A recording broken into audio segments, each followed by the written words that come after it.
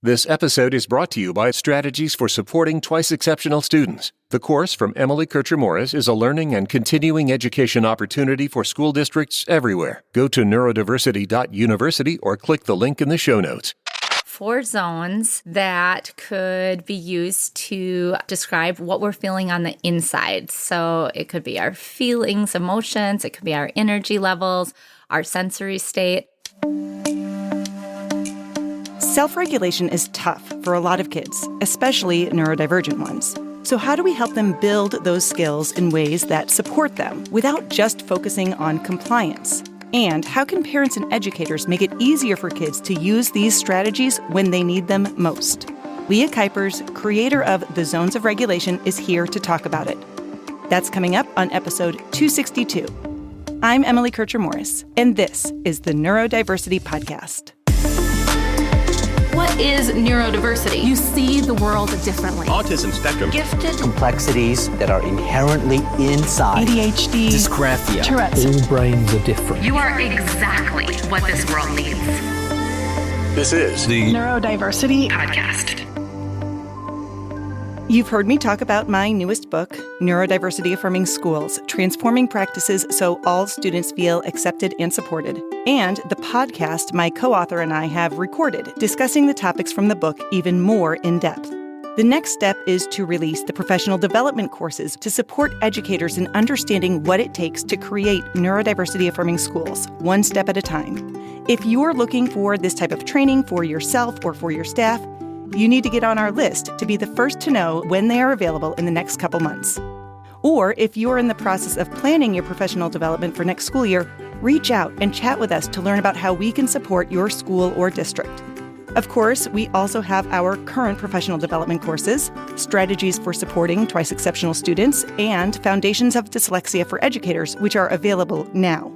To check out all the offerings, get more info, or get on the list to know when everything is available, head on over to neurodiversity.university or check out the link in the show notes. Leah Kuypers is with me right after this. Previously on the Neurodiversity Podcast. Maybe your kid's not going to sign up for the baseball team or go to birthday parties because those are wildly overwhelming and out of their comfort zone. Maybe the kinesthetic stuff is really tough. Dropping a neurodivergent kid off at a birthday party who needs something really concrete, that is the antithesis of that. But being in a virtual Dungeons & Dragons program where I have a role, I know who I am, I can be an avatar, someone that has traits that I aspire to be, that is really attractive. And that might build more confidence. It might help me find people. And maybe anecdotally we're sharing stories and I find something that the real human me, not my avatar, has a connection with that person, and then we kind of hit it off that way. A big part of us has to just let go, ask ourselves why. We have to ask, what are we hoping for? And let go of the how. That's episode 250. Find it wherever you get your podcasts.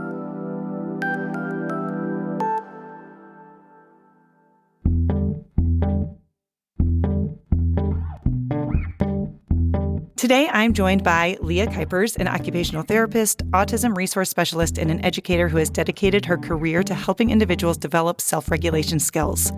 While working in public schools, she saw firsthand how regulation challenges could impact students' well-being and success, which led her to create the Zones of Regulation.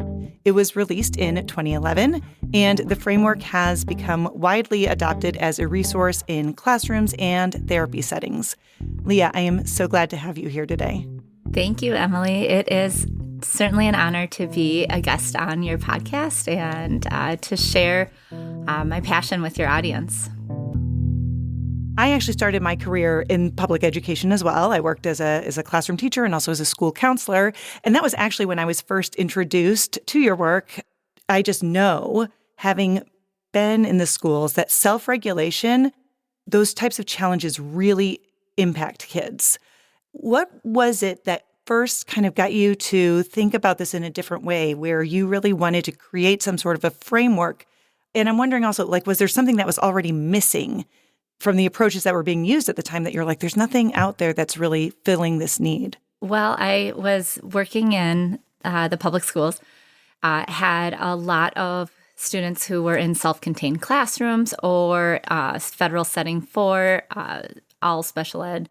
And I saw regulation being the greatest barrier for them in being able to connect with their peers and stay in the classroom and learn, and was really depleting their self-confidence as well. So I also saw a lot of staff just kind of pulling their hair out, trying to figure out, how do we support these learners? Some of the adults were more along the framework or the lens of how do we teach them a lesson so that they know how to behave in this setting?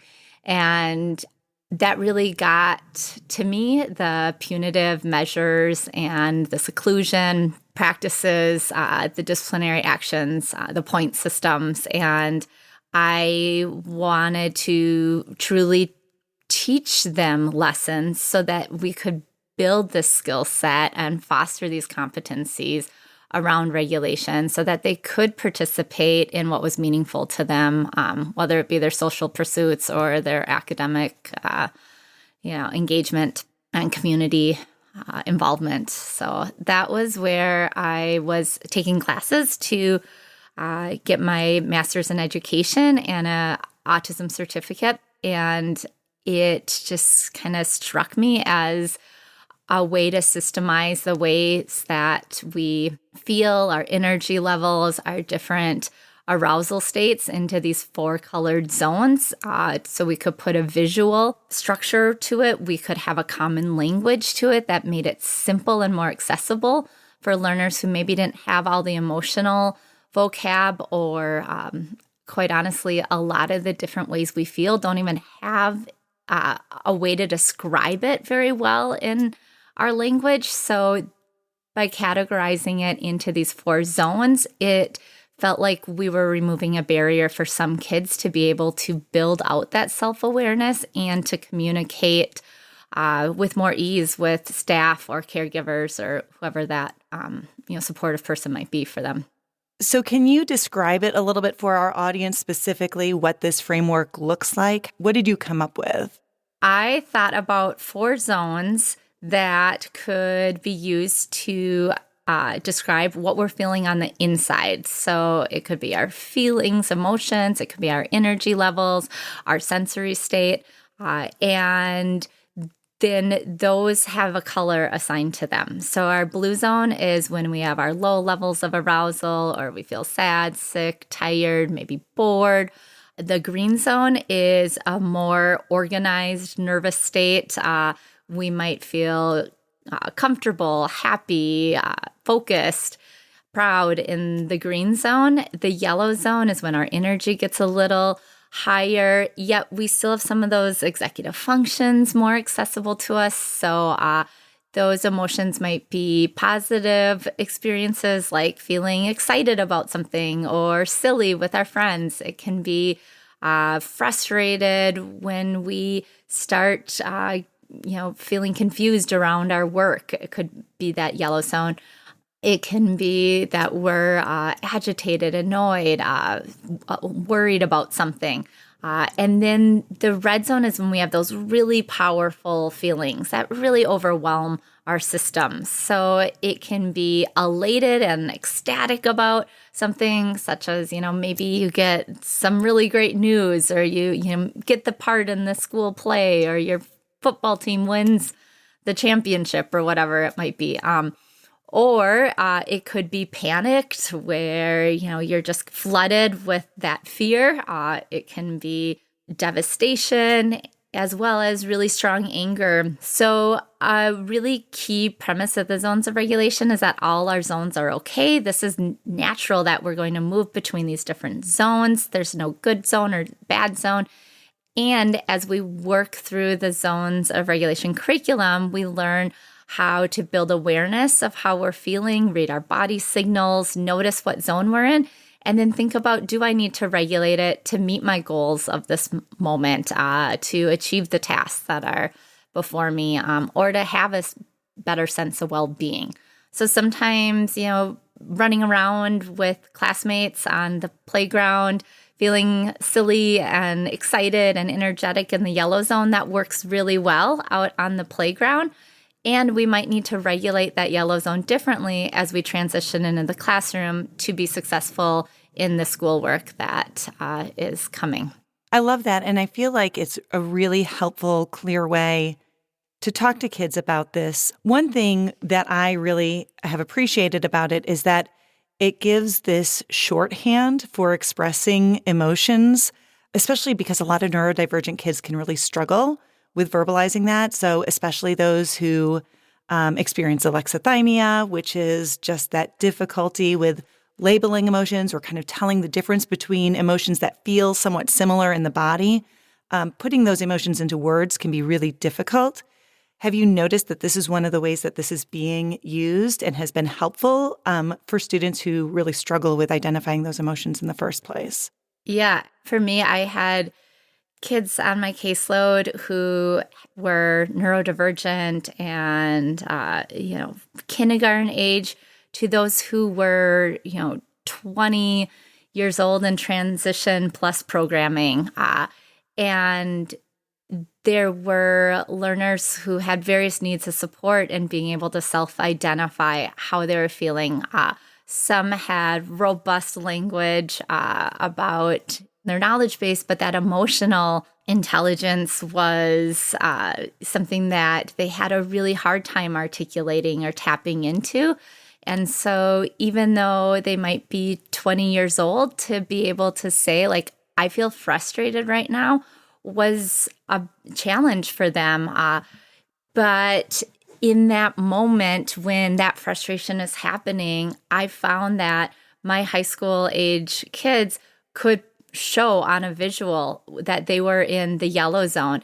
And it became a really easy nonverbal way to communicate with staff and decrease the adult support, where I had a lot of aides coming over to tap them to say, you need to take a break. Well, now our learners had a communication system that was more accessible for them to be like, okay, yeah, I'm maybe not able to pinpoint that I'm frustrated, but I know I'm in this zone. I can feel kind of this general energy going higher. I can feel maybe the strength or power ramping up in my body, and I'm in this color zone. I can let my staff around me know. And now there's this empathy or greater understanding that maybe this is why this student is getting up to move to an area in the classroom where they can access some regulation supports, or maybe putting their head down on their desk. And so they could make greater sense too of their behavior, because we were able to establish an easy way to self-identify and communicate with people around them. As you're talking about this, I had this memory come back from one of my clients who I was working with in my clinical practice. And at the time, he was like maybe second or third grade. He was autistic, but not identified as autistic at that point. And his mom used to volunteer in the school, and he loved numbers. So we were using zones, but we were actually using it as he liked to use 1, 2, 3, and 4 as opposed to the colors. Mm-hmm. He was really upset about something. He wasn't melting down, but he was walking through the hallway, and his mom saw him and saw his facial expression and was like, oh, this doesn't look good. And she said, is everything okay? Kind of like, and he just looked at her and he goes like this. And I'm using like a 4, like holding up a 4 with his hands. Like, yeah. But even with that, like not even having those words, this gave him a tool to communicate. So people weren't having to guess.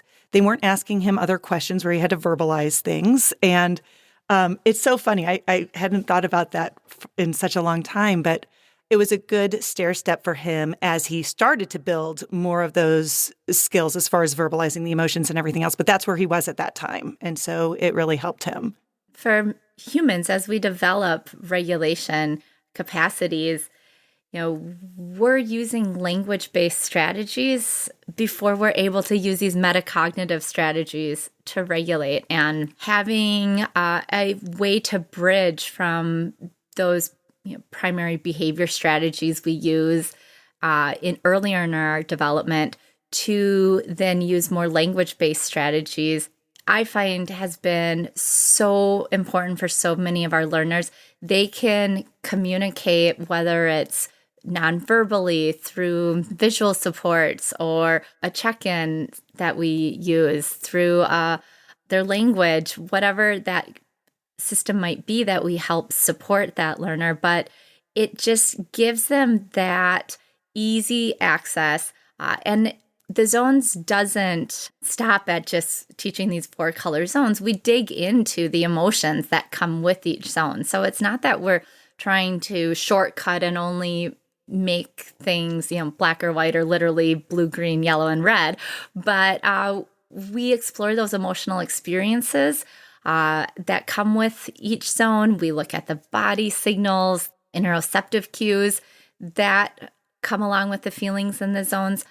And when our body is becoming dysregulated, language becomes less accessible to all of us. And this gives that easy way to help them be able to communicate, as well as for adults to have a common language for them without having to taking some of the guesswork out. Are you feeling frustrated? No, I'm not frustrated, but maybe I'm in this category of in, say, the yellow zone or the blue zone or whatever it might be. Yeah.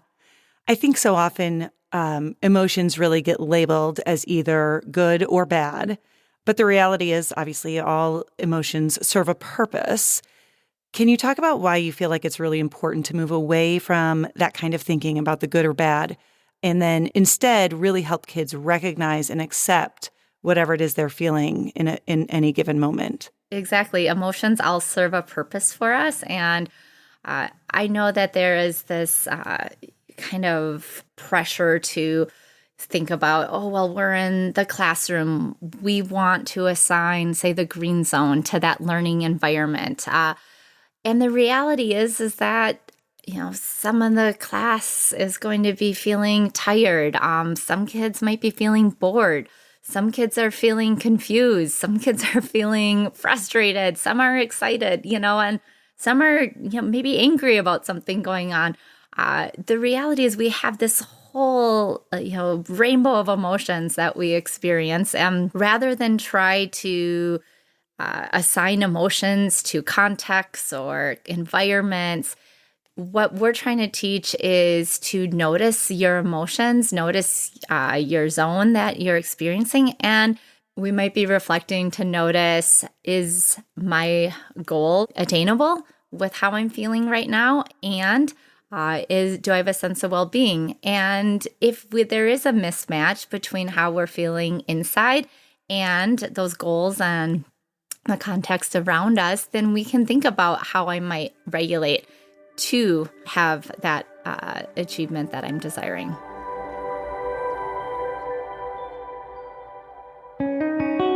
Hey there, educators. Since you're listening to this podcast, we know you're passionate about unlocking the potential of every student. That's why we started the Neurodiversity University and developed our course, Strategies for Supporting Twice Exceptional Students. This isn't just another online course. It was created by the host of this podcast, Emily Kircher-Morris, who's a former educator and now a mental health counselor and trainer who works with school districts, organizations, and companies to help them understand and serve people with learning differences. Imagine having practical strategies at your fingertips to support students with ADHD, autism, dyslexia, and more. This course gives you the tools to help students of all neurotypes thrive. It's available for in-house professional development, site licenses for districts, and independent study for teachers and parents. Ready to make a real difference? Go to neurodiversity.university or call us at 929-445-8255. Look for a link in the show notes.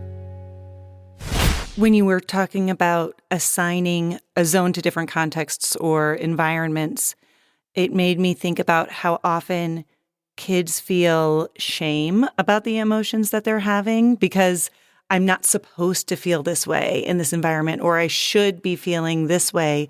And then when they don't, they feel like they have to hide that, or they have to mask it, or they aren't really able to, they aren't able to regulate it.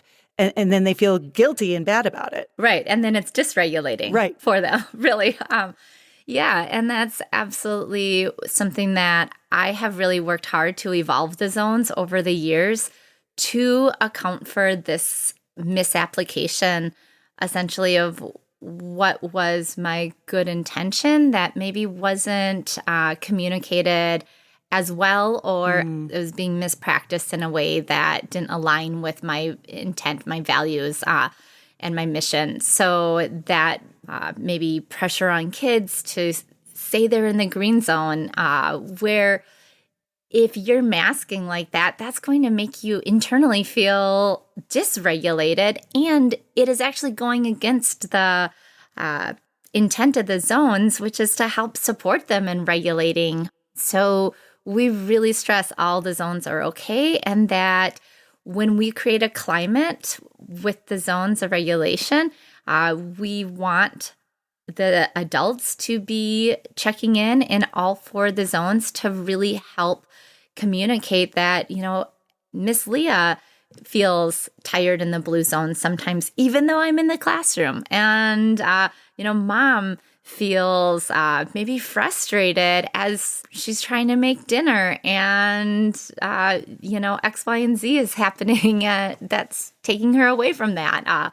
Or dad is stuck in traffic, and, that is stressful for him in the yellow zone. So we're trying to really create this climate to help learners see that all zones are okay. All these feelings are a natural part of being human, and help model how we're regulating. Because often what kids see is that they might misperceive us as being in the green zone, when the reality is I'm stressed in the yellow often.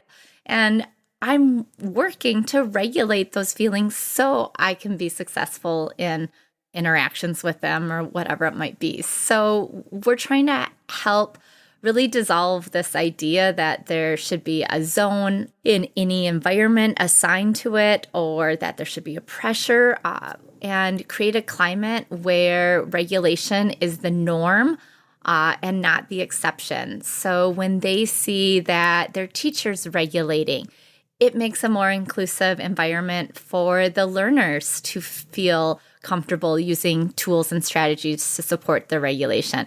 When they hear dad talking about being stressed in that traffic and reminding himself that eventually he will get to where he needs to go and it's going to be okay, they're seeing that he's working and using self-talk to support his regulation. And again, making this the idea that we're all working on regulation and we all have tools and strategies, so that our learners don't feel that they're the only one who's regulating and they're the only one who has tools or strategies, but rather it's a welcome part of this environment, this routine, this space, and it's folded into the climate of that. One of the biggest challenges sometimes I hear from parents and teachers is that even when kids understand self-regulation strategies, using them in the moment, especially when their emotions are really high, is a completely different story. I'm wondering if you just have some ways that we can help kids put these strategies and tools into place when they need it most. Awesome question. I feel that with the curriculum, we've really tried to develop this pathway to first and foremost, have these visuals to decrease barriers to accessing this and creating the simple language. And those visuals and simple language really foster then a co-regulation with the adults around them. When you're noticing maybe a child is getting frustrated or has their head down and looking lonely or sad in the moment, having the visuals can be a really nice way to co-regulate with them, to help them feel more comfortable with self-identifying how they're feeling, learning about what these feelings might be in their body, and putting the language around that. And so that self-awareness is such an important precursor for self-regulation. It's really hard to regulate what you're not aware of. So we really spend time in the first several concepts of the curriculum helping foster that self-awareness and building the climate with the support of adults around the learner to facilitate that co-regulation happening in that environment. Once they have that self-awareness and can use the zone system to check in with how they're feeling, we build out more situational awareness and helping them understanding what some of their triggers might be that maybe create some of that dysregulation in them, as well as what their sparks are, which are welcome experiences, but also can be feeling maybe dysregulating for them, where we're really excited, but that excitement is maybe difficult to manage in, say, a classroom setting or whatnot. So continuing to build awareness and reflection on that, and helping them decide, do I need to regulate? Understanding what are my goals for this situation that I'm in, and would regulating help me do that? So they customize a toolbox through the zones. And to me, a big aha moment was I was working with this 5th grader who came in on my caseload. He had autism, and he shared with me that he gets angry really easily. And I said, oh, do you have tools or strategies you use when you get angry? And he goes, count to 10, I suppose. And I noticed the reluctance in his voice. And I said, well, how's it working for you? And he goes, it's not. My mom and teacher just keep telling me to do it. And I had this forehead slapping moment where I realized, oh my gosh, that's what we're doing. All of us adults are prescribing for these kids what we think might make a good tool or strategy in the moment.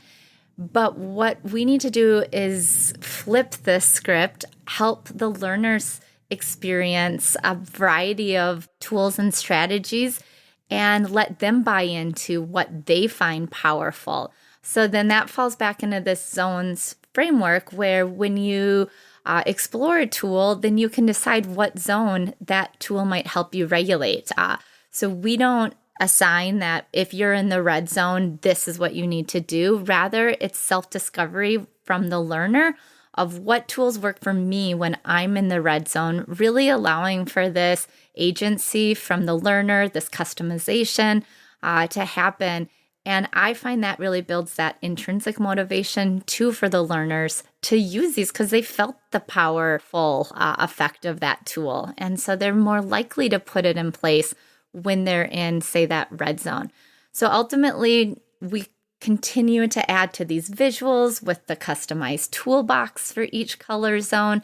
And ultimately, they explore a pathway of they're noticing the situation, they're checking in with their body signals and zone. They're thinking about, do I need to regulate? If yes, and that's a choice. If yes, then they get to choose the tool. So if they maybe checked in the red zone, they're picking a red zone tool then. And we have that system coming into place at the self-awareness and self-regulation. And then the last step is that they're reflecting on that. Is this regulation working for me? And sometimes, no, it's okay. We can revisit this pathway and go through it again. Or yes, yep, I'm meeting my goals. I have a sense of well-being and we're moving on. So that pathway can really help release that independence to the learner. It can be something you co-regulate through with trusted adults and build the learner's confidence and knowledge so that they can gradually take on more of that self-regulation. Leah, I'm really grateful for your work and for this conversation, but this brings me to my last question as we wrap up our interview. I think a big reason that parents and educators are seeking out tools is because they want to help kids who struggle with self-regulation, but so often those kids end up being seen as behavior problems instead of kids who really need support.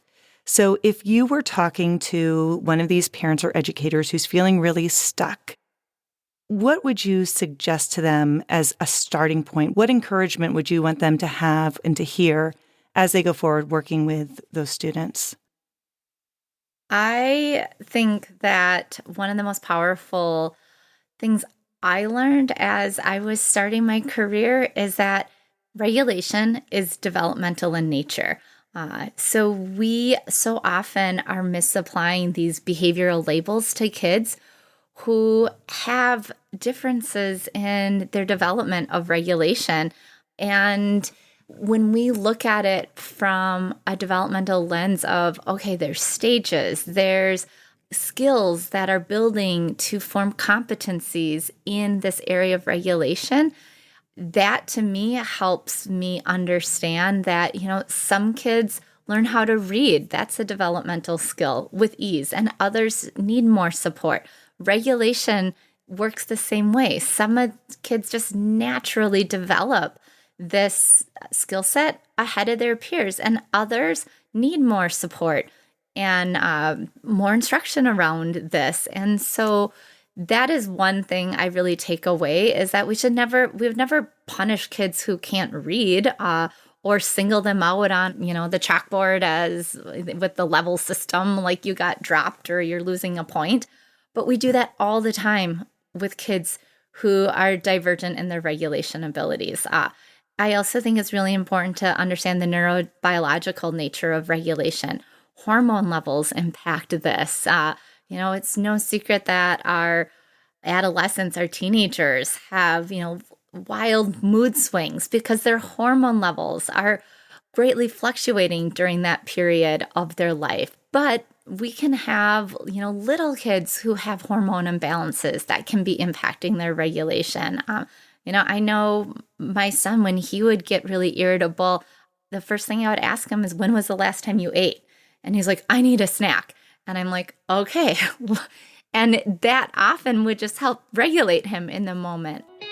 The nervous system and synapses and neurotransmitters and those pathways, and those vary greatly human to human. And so the sensory system and how we process the world around us varies greatly human to human. Our executive functionings, an individual who's experienced traumas. So helping see that this is not a willed behavior from a child, but really shifting that lens to understanding, get curious about access to things like healthcare, supports, education, can make a huge difference too for individuals.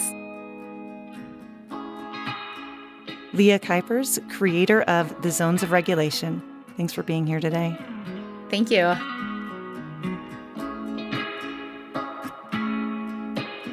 I think sometimes we forget that self-regulation isn't something that kids just know how to do. It's something they learn. Managing emotions, pausing before reacting, recognizing what we need in the moment. They aren't instincts, they're skills. And just like any skill, they take practice, patience, and support. Kids don't have to figure this out alone, and they shouldn't have to. When we show up with understanding and guidance, we're not just helping them get through tough moments, we're giving them the tools to navigate their emotions for life. I'm Emily Kircher-Morris. I'll see you next time on the Neurodiversity Podcast.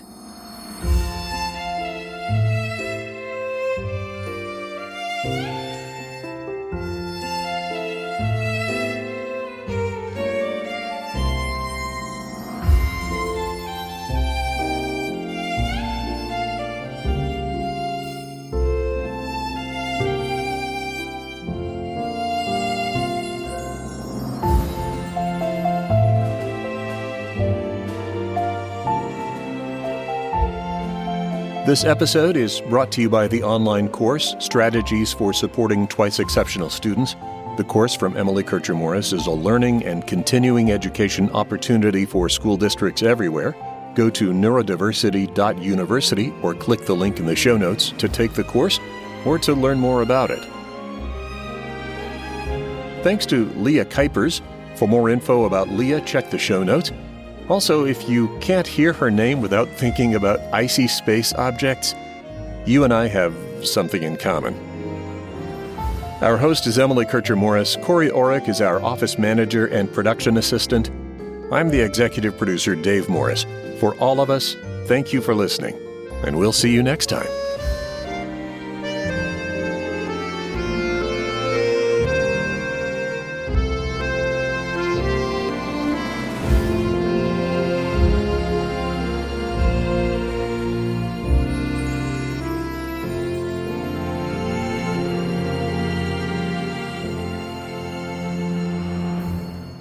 This is a service of the Neurodiversity Alliance.